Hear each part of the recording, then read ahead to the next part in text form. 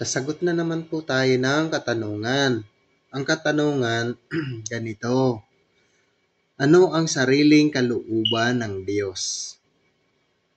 Yan ang kanyang tanong. Ano ang sariling kalooban ng Diyos? Excuse. Ang kanyang sariling kalooban ay ang pagpapanganak sa atin. Paano tayo pinanganak? Sa pamagitan ng salita. Anong klaseng salita? Salita ng katotohanan.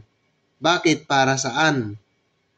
Para upang tayo'y maging isang uri ng mga pangunahing bunga ng kanyang mga nilalang. Yan ang sabi ni Apostol Santiago sa Santiago 1 verse 18 at ganito yung nakasulat sa talata.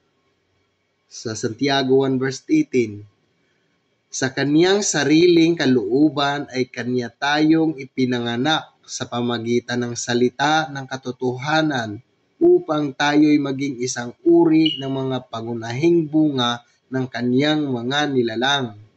Ang tanong mo, ano ang sariling kalooban ng Diyos? Ang kaniyang sariling kalooban ay ang pagpapanganak sa atin sa pamagitan ng salita. Kaya hanggang dito na lang at mag-ingat kayo palagi. Paalam.